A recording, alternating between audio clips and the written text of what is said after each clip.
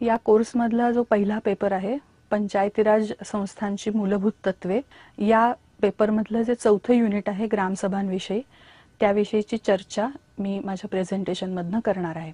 सगळ्यात पहिल्यांदा आपल्याला याचा विचार करायला हवा की ग्रामसभा ही संकल्पना काय आहे आणि ग्रामसभांची एकूण योजना या संपूर्ण पंचायती राज व्यवस्थेमध्ये कशासाठी करण्यात आलेली आहे. ग्रामसभा ही जी काही कल्पना आहे ही काही आपल्या देशामध्ये नवीन नाही, कारण आपल्या देशामध्ये ग्रामव्यवस्था ह्या खूप जुन्या आहेत आणि ग्राम स्वयंपूर्ण गावांच्या माध्यमामधनं गावांचा कारभार हा अगदी प्राचीन काळापासून बघितला जात होता. ही जी कल्पना आहे ही आधुनिक स्वरूपामध्ये स्वीकारण्याचा प्रयत्न हा ग्रामसभांच्या माध्यमामधनं करण्यात आलेला आहे. असं जरी असलं तरी आपल्याला त्याच्यात एक महत्त्वाचा बदल झालेला आहे तो लक्षात घ्यायला हवा.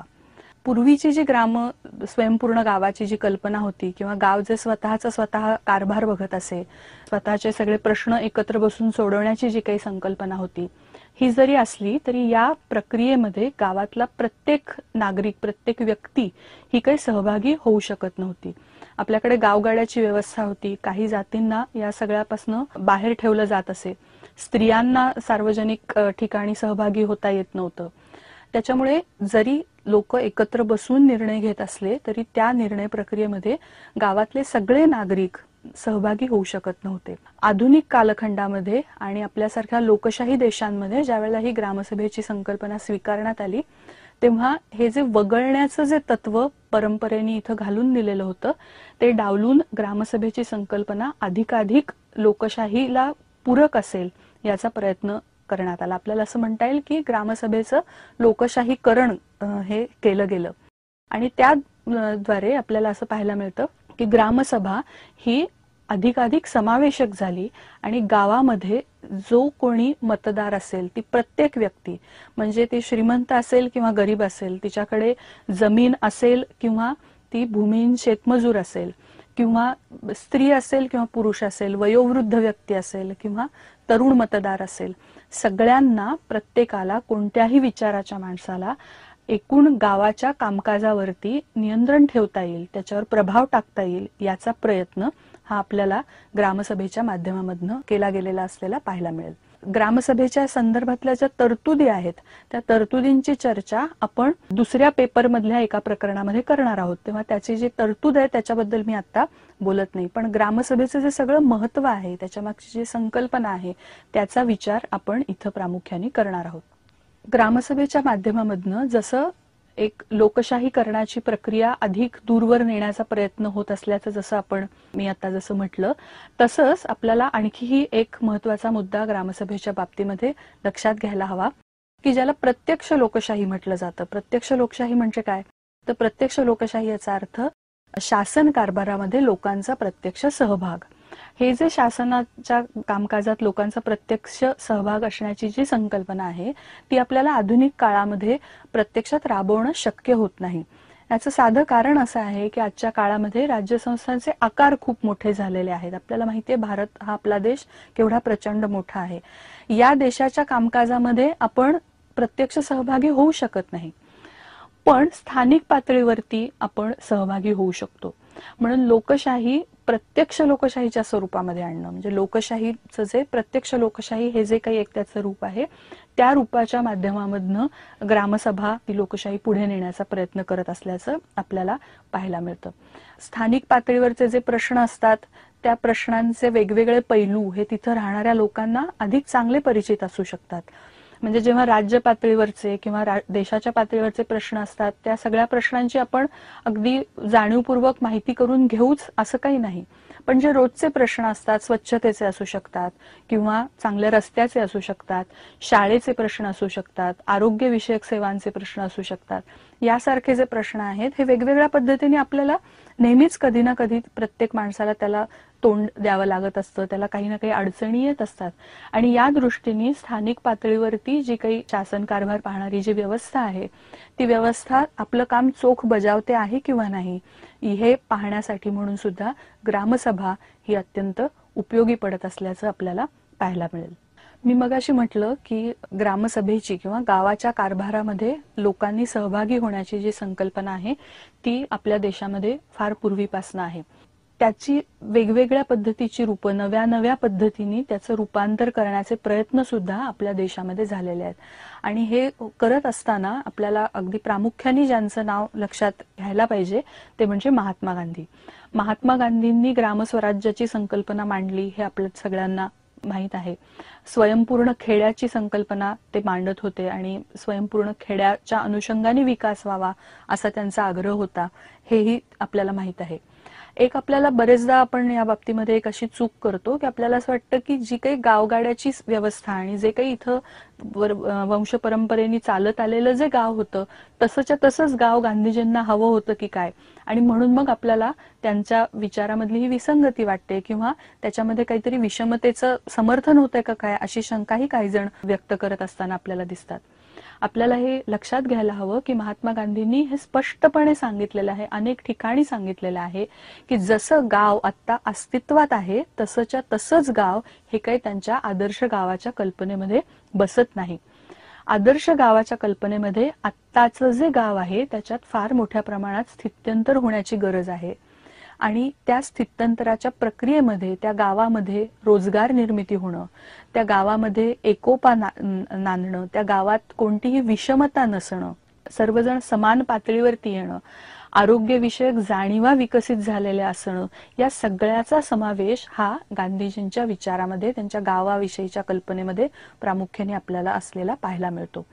या पद्धतीचं विकासाचं एक प्रारूप किंवा या पद्धतीचा एक विकास हा भारतामध्ये व्हावा हा आग्रह गांधीजींनी धरलेला होता.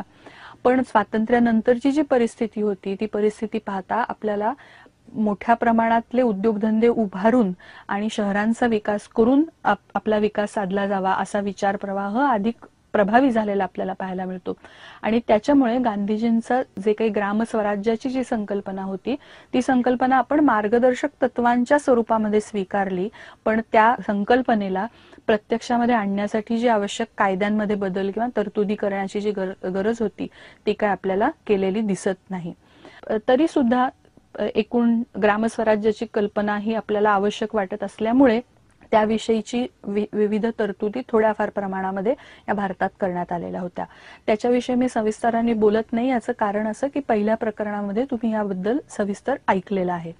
त्या पार्श्वभूमीवरती मी जो मुद्दा आता मांडू पाहते त्याचा आपल्याला विचार करायला लागेल. विशेष करून 73व्या घटना दुरुस्तीनंतर ग्रामसभेची जे काही अधिकार आहेत, त्याचं जे कार्यक्षेत्र आहे आणि त्याचं जे महत्व आहे ते अधिक प्रखरपणे मांडण्यात आलेलं आपल्याला पाहायला मिळतं. म्हणजे ग्रामसभेचा उल्लेख आधी अजिबातच नव्हता असं नाही, पण 73व्या घटना दुरुस्तीनंतर काय झालं, 73व्या घटना दुरुस्तीनंतर जर ग्रामसभा नियमानुसार बोलवली नाही तर सरपंच आणि उपसरपंच यांच्यावर निलंबनाची कारवाई होऊ शकते, इतका कडक त्या बाबतीतला कायदा करण्यात आला.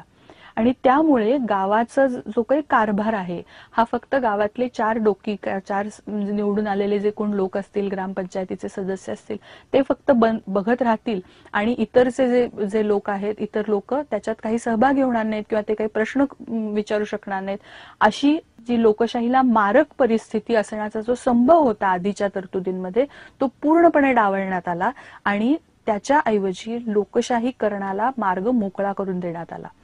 याच्यामुळे जे काही ग्रामपंचायतीचे जे सदस्य असतील त्या सर्व सदस्यांवरती एक प्रकारचं नियंत्रण ठेवणं, अंकुश ठेवणं, ते नीटपणे काम करतायत की नाही हे पाहणं हे गावातल्या प्रत्येक सदस्याला शक्य झालं. आपल्याला हे लक्षात घ्यायला हवं की अशा पद्धतीचा अंकुश किंवा अशा पद्धतीचं त्यांच्यावरती नियंत्रण जे आपण ठेवण्याचा जो अधिकार गावातल्या प्रत्येक मतदाराला देण्यात आलेला आहे, हा अंकुश आपण कोणाकोणावरती ठेवू शकतो? हा अंकुश फक्त ग्रामपंचायतीच्या सदस्यांवरती आपण ठेवत नाही, तर गावामध्ये जे कोणी शासकीय आणि निमशासकीय अधिकारी येत असतात त्या सगळ्यांच्या कामकाजावरती आपल्याला अप्रत्यक्षरित्या अंकुश ठेवण्याची एक संधी ही ग्रामसभेच्या माध्यमामधून मिळते. म्हणजे गावात येणारे शिक्षक हे व्यवस्थित वेळेत शाळेत येतात की नाही, किंवा गावामध्ये येणारा जो कोणी आरोग्य अधिकारी असेल किंवा पोस्टल सेवेमधले लोक असतील, हे वेळच्या वेळी येतात की नाही, शिस्तीने आपलं काम पार पाडतात की नाही, याची सुद्धा आपण चर्चा आणि याचं सुद्धा रिपोर्टिंग हे आपण ग्रामसभेच्या माध्यमामधनं करू शकतो. तर या दृष्टीने एकूण संपूर्ण गावाच्या कामकाजावरती नियंत्रण ठेवण्याची संधी ही आपल्याला ग्रामसभेच्या माध्यमामधनं मिळत असते. ग्रामसभेची ही जी काही संकल्पना आहे याला जोडूनच आपल्याला आणखी एक महत्वाची संकल्पना ही 73व्या घटना दुरुस्तीनंतर प्रोड्यूस करण्यात आलेली आपल्याला पाहायला मिळू शकते. ती म्हणजे ग्रामविकास समित्यांची कल्पना आहे. 73वी घटना दुरुस्ती ज्या वेळेला आली त्यावेळेला ग्रामविकास समिती जी होती ही केवळ अनुसूचित क्षेत्रापुरती मर्यादित ठेवण्यात आलेली होती.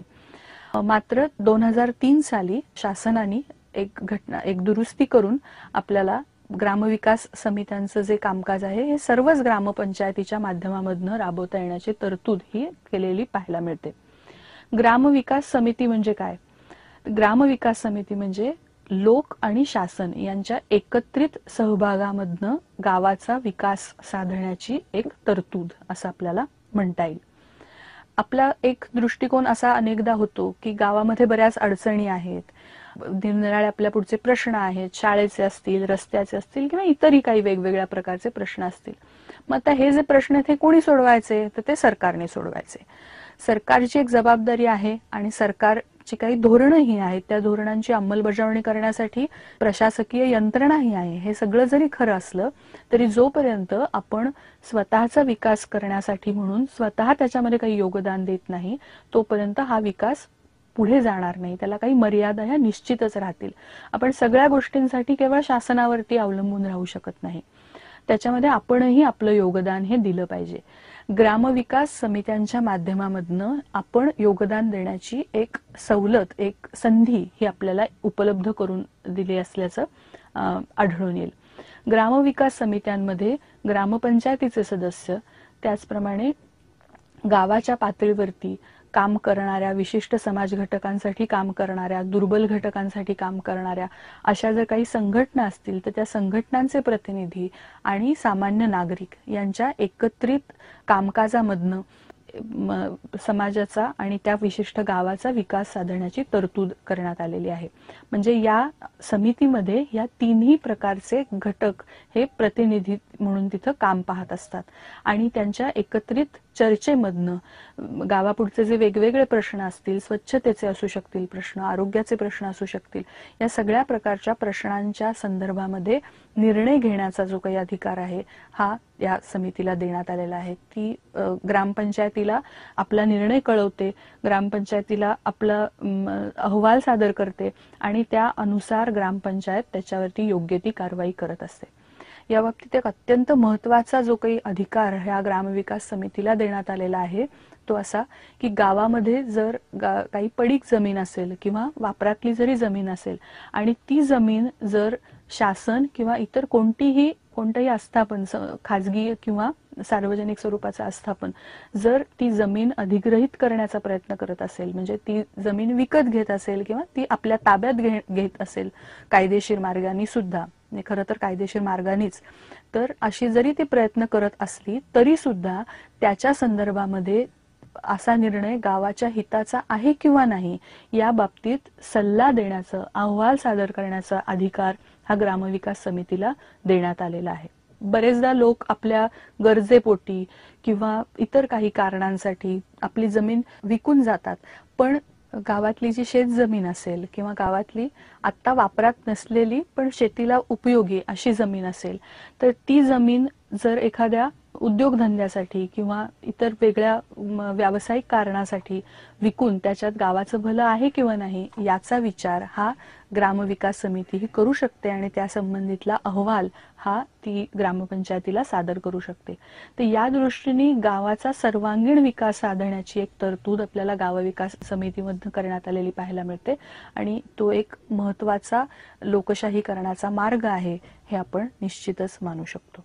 आपल्या कोर्समधला जो दुसरा पेपर आहे निर्वाचित ग्रामपंचायत सदस्यांचे अधिकार आणि जबाबदाऱ्या, या प्रकरणामधलं तिसरं जे युनिट आहे ग्रामसभेच्या विषयी, त्याची चर्चा मी माझ्या मांडणीमधनं आता करणार आहे. आपण पहिल्या पेपरमधल्या ग्रामसभेविषयीच्या जे चौथं युनिट आहे त्याच्यामधनं आपण ग्रामसभेचं महत्त्व काय आहे हे समजून घेतलेलं होतं. त्याच्यामध्ये आपण पाहिलं होतं की ग्रामसभेच्या माध्यमातून कशा प्रकारे लोकशाहीकरणाच्या प्रक्रियेला चालना मिळते आणि ग्रामसभेच्या माध्यमामधनं गावातला प्रत्येक मतदार एकूण गावाच्या कामकाजावरती कशा प्रकारे नियंत्रण ठेवू शकतो, त्याच्यावर देखरेख ठेवू शकतो, याची चर्चा ही आपण त्या युनिटच्या संदर्भामध्ये केलेली होती. त्याच्या पार्श्वभूमीवरतीच आपल्याला हे जे पर्टिक्युलर युनिट आहे हे समजून घ्यायचं आहे. याच्यामध्ये आपण ग्रामपंचायतीच्या संदर्भामध्ये काय काय अधिकार आहेत आणि ग्रामपंचायतीचे एकूण गठन कशा पद्धतीने होतं, त्याचं निर्वाचन कशा पद्धतीने होतं, याची चर्चा जी आहे ही आपण आता करणार आहोत.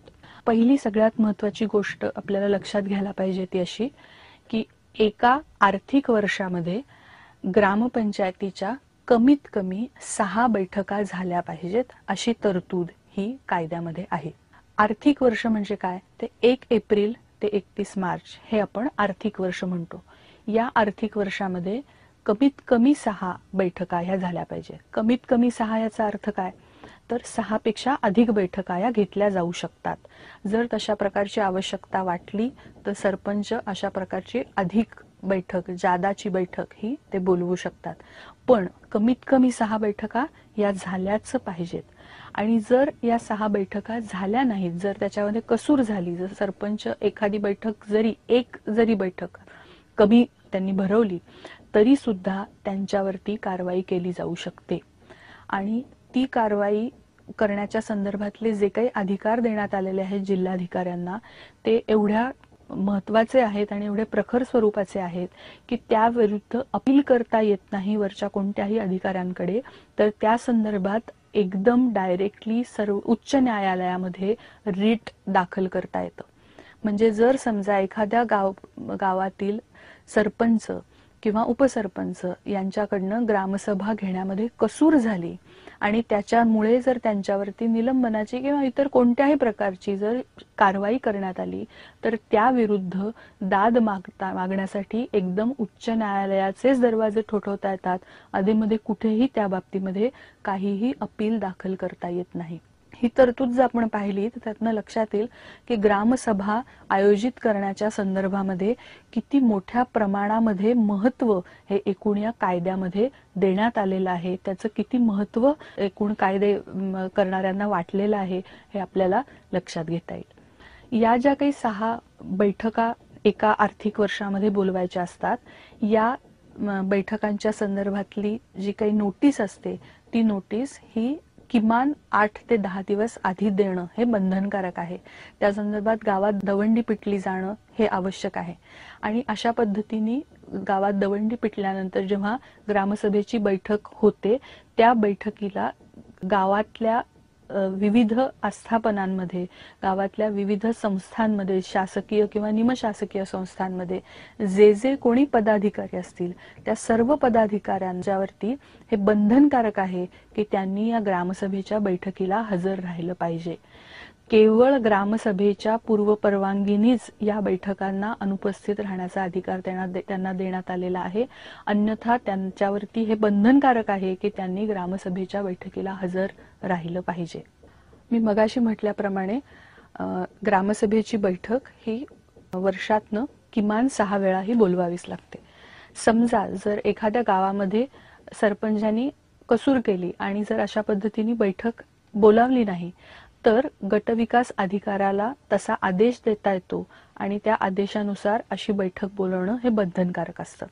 मात्र याच्यासाठी एकच अट आहे, ती अशी की आधीची ग्रामसभेची बैठक होऊन कमीत कमी 3 महिन्याचा कालावधी हा लोटला पाहिजे. जर 3 महिने होऊन गेले आणि तरीही ग्रामसभेची पुढची बैठक झाली नाही तर गटविकास अधिकाऱ्याला विनंती करून तशा पद्धतीचा आदेश हा सरपंचांना देऊन ग्रामसभेची बैठक ही बोलवली जाऊ शकते. ग्रामसभेची जी बैठक असते त्या बैठकीमध्ये निवडून आल्यानंतरची जी पहिली बैठक असते त्या पहिल्या बैठकीचे अध्यक्षपद हे सरपंच भूषवतात.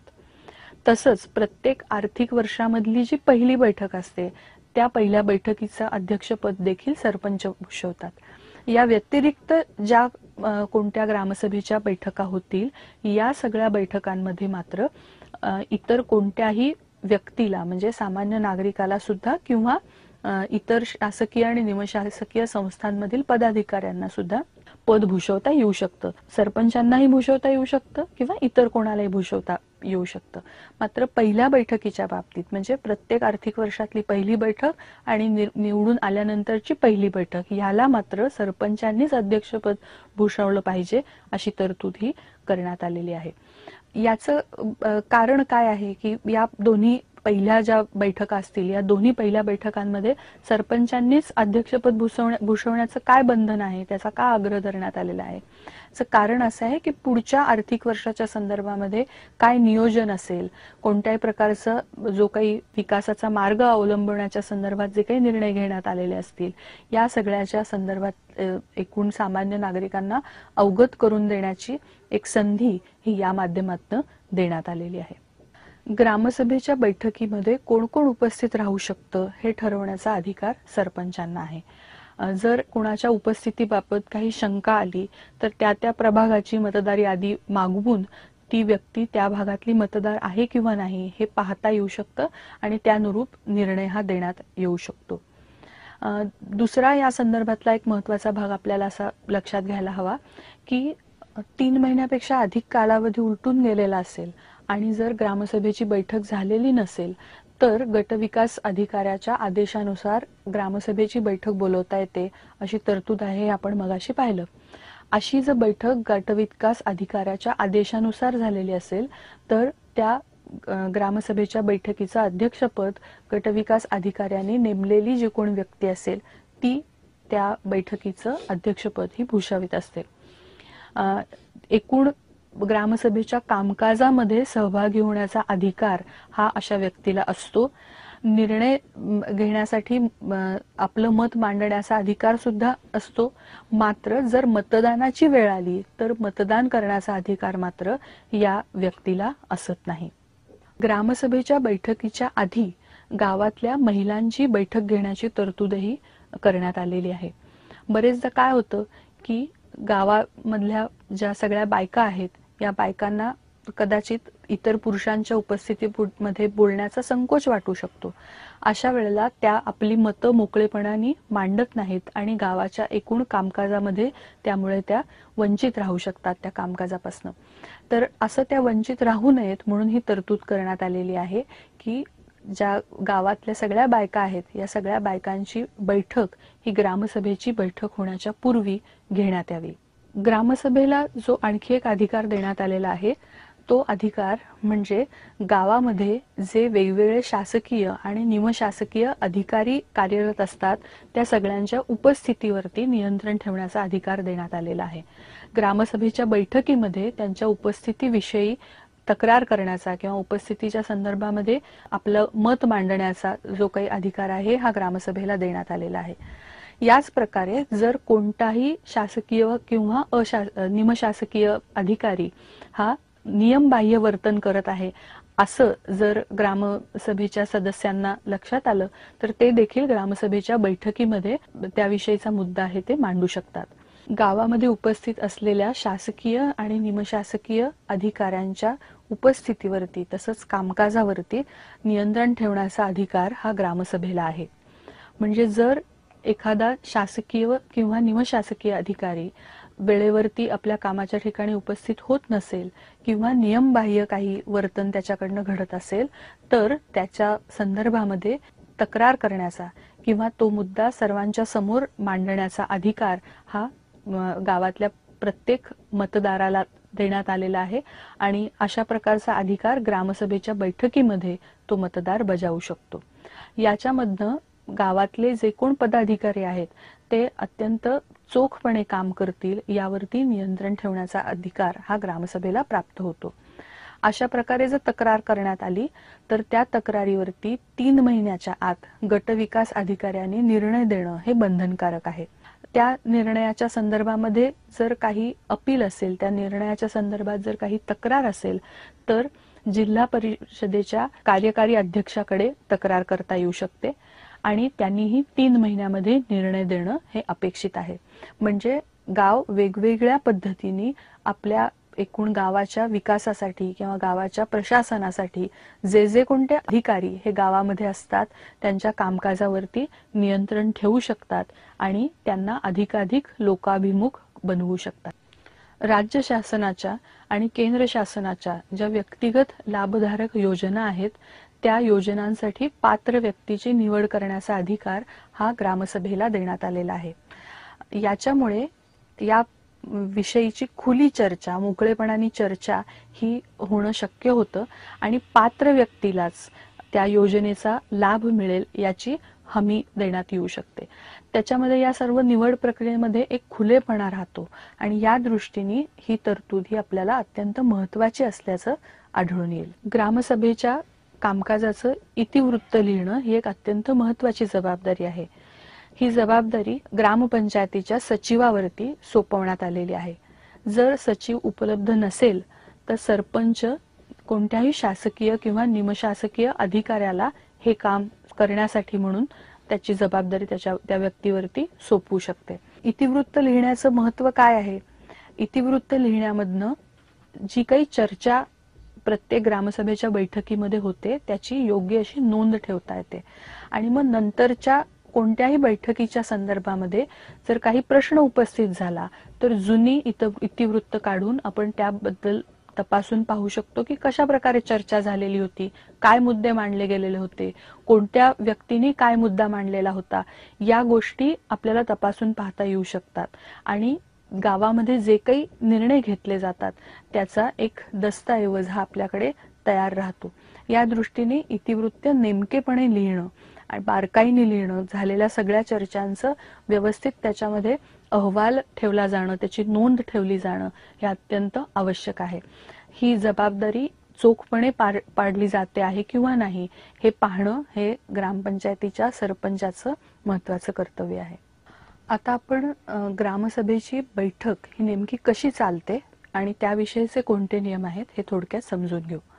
ग्रामसभेची बैठक बोलवण्यासाठी सगळ्यात महत्त्वाचं म्हणजे किमान 8 ते 10 दिवस आधी नोटीस द्यावी लागते, त्याविषयीची दवंडी गावात पिटवावी लागते आणि त्यानंतर ज्या वेळेला ग्रामसभेची बैठक होते त्या बैठकीमध्ये कमीत कमी 100 किंवा गावाची लोकसंख्या जी असेल त्या लोकसंख्येच्या 15% या दोन्हीपैकी जी संख्या लहान असेल तेवढ्या सदस्यांची उपस्थिती आवश्यक आहे।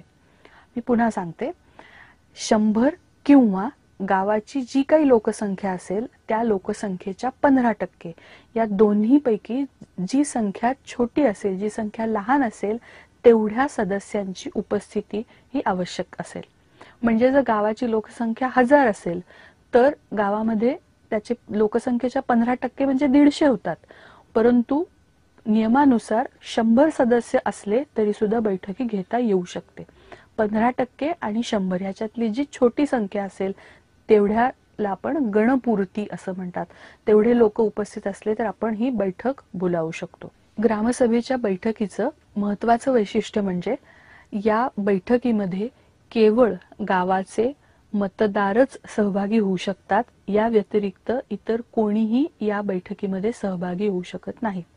अर्थात याच्यामध्ये कोणीही म्हणजे गावातले शासकीय किंवा निमशासकीय पदाधिकाऱ्यांचा समावेश होत नाही, ते अर्थातच बैठकीला येणार, पण त्या व्यतिरिक्त गावात काम करणारा जर एखादा स्वयंसेवक असेल किंवा एखादा कार्यकर्ता असेल जो गावाच्या मतदार यादीमध्ये नसेल तर तो ग्रामसभेच्या बैठकीला सहभागी होऊ शकत नाही, उपस्थित राहू शकत नाही।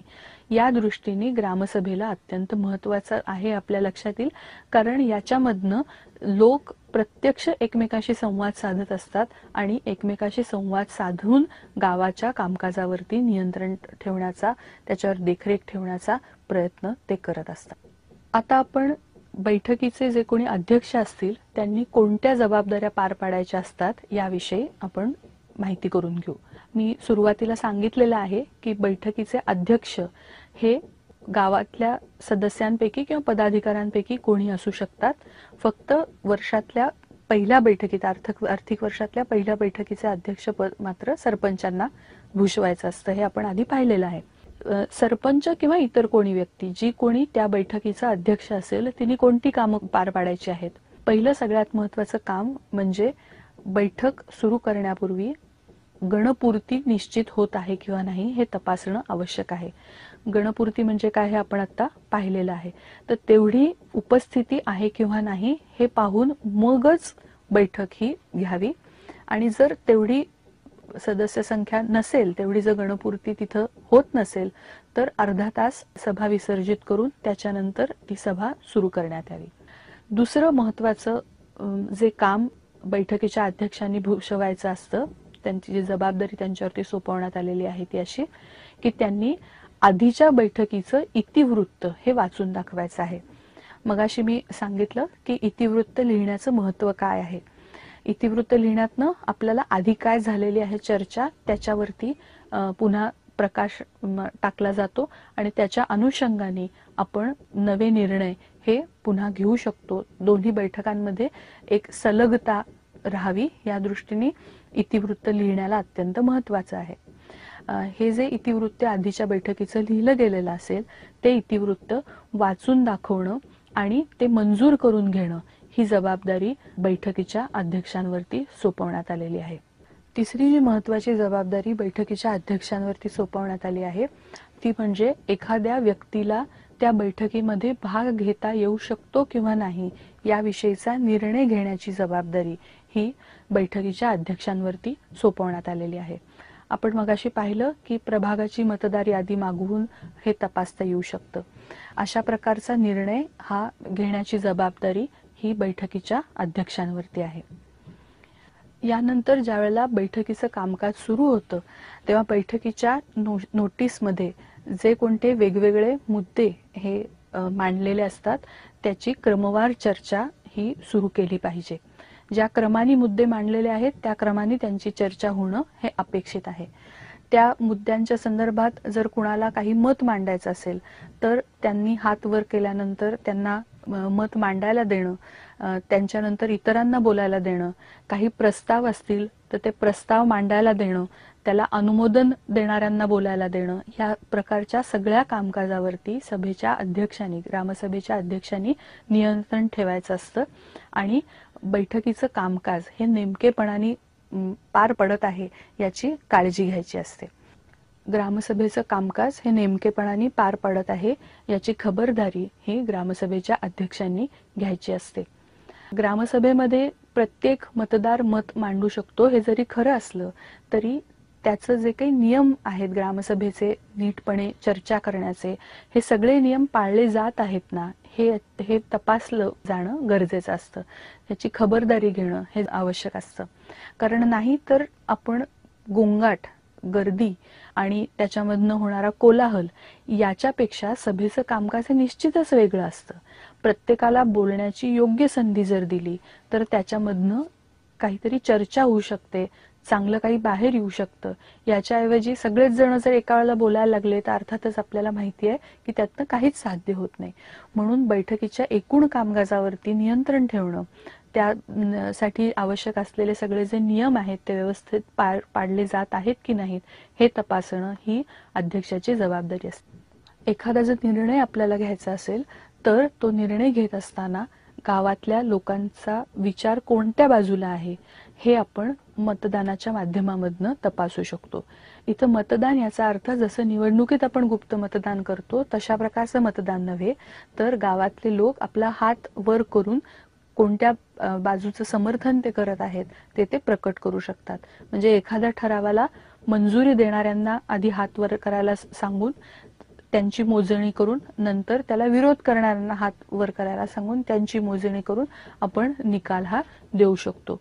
अशा पद्धतीने आपण लोकांचा विचार घेऊन कोणताही निर्णय हा घेऊ शकतो. अशा प्रकारे निर्णय घेतला जात आहे किंवा नाही हे तपासण्याची, हे पाहण्याची जबाबदारी ही सभेच्या अध्यक्षावरती सोपवण्यात आलेली आहे. याचप्रमाणे एखादा विषय हा ग्रामसभेच्या अखत्यारीत येतो किंवा नाही, त्यांच्या कार्यक्षेत्रात येतो किंवा नाही हे ठरवण्याचा अधिकार सुद्धा ग्रामसभेच्या बैठकीच्या अध्यक्षावरती आहे. ग्रामसभेचं कार्यक्षेत्र हे ठरलेलं आहे, कोणकोणत्या विषयांवरती ते चर्चा करू शकतात, कोणता विषय हा ग्रामपंचायतीच्या अखत्यारीतला आहे, कोणता विषय हा पंचायत समितीच्या अखत्यारीतला आहे, कोणता विषय हा जिल्हा परिषदेच्या अखत्यारीतला आहे, याची पुरेपूर माहिती ही बैठकीच्या अध्यक्षाला असणं आवश्यक आहे आणि त्यानुरूप ते अशा विषयाच्या संदर्भात निर्णय हे देऊ शकतात.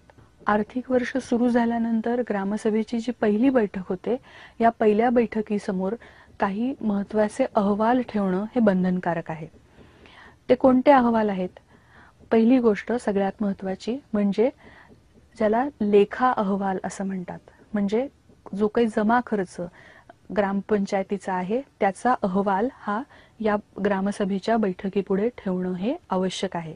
दुसरा महत्त्वाचा भाग म्हणजे प्रशासकीय अहवाल, म्हणजे कोणते प्रशासकीय निर्णय घेण्यात आले किंवा कोणत्या प्रशासकीय तरतुदी वर्षभरामध्ये करण्यात आल्या, या सगळ्या संदर्भातला अहवाल, वेगवेगळ्या प्रशासकीय अधिकाऱ्यांनी बजावलेल्या भूमिका याबद्दलचा अहवाल, याला आपण प्रशासकीय अहवाल म्हणतो.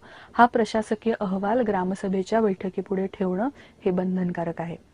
आणि तिसरी महत्त्वाची गोष्ट म्हणजे आपल्याला ग्रामसभेच्या बैठकीपुढे येत्या वर्षभरामध्ये कोणती विकास कामं करण्याचं नियोजन ग्रामसभेने केलेलं आहे त्याचा सुद्धा तपशीलवार एक अहवाल ठेवणं हे बंधनकारक असतं. म्हणजे नियोजन अहवाल हा तिसरा अहवाल झाले. 3 प्रकारचे अहवाल आपण पाहिले. पहिली गोष्ट म्हणजे लेखा अहवाल, दुसरा म्हणजे प्रशासकीय अहवाल आणि तिसरं म्हणजे नियोजनाविषयीचा अहवाल, पुढच्या वर्षाच्या नियोजनाविषयीचा अहवाल. हे तिन्ही अहवाल ग्रामसभेच्या बैठकीपुढे ठेवणं हे बंधनकारक आहे. हे तिन्ही प्रकारचे अहवाल ग्रामसभेपुढे ठेवल्यानंतर ग्रामसभा या अहवालांवरती आपले विचार मांडू शकते, त्यावर चर्चा करू शकते, त्या संदर्भातले सल्ले देऊ शकते किंवा काही सूचना करू शकते. या सर्व सूचनांचा आणि सल्ल्यांचा विचार ग्रामपंचायतीने करणं हे आवश्यक मानलं गेलेलं आहे. आपण ग्रामसभेच्या बैठकीच्या संदर्भातले नियम पाहिले आणि त्या संदर्भामध्ये ग्रामपंचायतीने कोणती भूमिका बजावायची असते हेही पाहिले. शेवटचा आपण एक महत्त्वाचा भाग याच्यामध्ये पाहणार आहोत, तो म्हणजे ग्रामपंचायतीला कोणते अधिकार हे देण्यात आलेले आहेत. पहिला अधिकार म्हणजे ग्रामपंचायतीने विकासाचे जे कोणते प्रकल्प राबवण्याचे ठरवलेले आहेत त्या प्रकल्पांना मान्यता देणे. अर्थात प्रकल्प जर सुरू झाला नसेल तर ही मान्यता घेणं आवश्यक आहे. जर प्रकल्पाची कार्यवाही सुरू झालेली असेल तर मान्यतेचा सवाल हा उद्भवत नाही. मात्र नव्या जर काही योजना असतील, नवे जर काही प्रकल्प असतील तर ते ग्रामसभेपुढे ठेवणं आणि त्यांची मंजुरी घेणं हे आवश्यक आहे. तशा पद्धतीचा त्याबद्दलचा निर्णय देण्याचा अधिकार हा ग्रामसभेला आहे. दुसरा जो महत्त्वाचा अधिकार ग्रामसभेला आहे तो म्हणजे विकास योजनांवरती खर्च करण्यासाठी मान्यता देण्याचा अधिकार हा ग्रामसभेला देण्यात आलेला आहे. कोणत्याही विकास योजनेवरती किती खर्च करायचा, की त्याविषयीचं नियोजन, त्याविषयीचा अहवाल हा ग्रामपंचायत तयार करत असते. या अहवालाला आणि या आर्थिक प्रकल्पाला मान्यता देण्याचा अधिकार हा ग्रामसभेला आहे. तिसरा जो अधिकार आहे त्याचा उल्लेख मी आधीही केलेला होता. तो तिसरा अधिकार म्हणजे भूमी अधिग्रहणाच्या संदर्भात किंवा भूमी संपादनाच्या संदर्भामध्ये निर्णय देण्याचा अधिकार हा ग्रामसभेला आहे.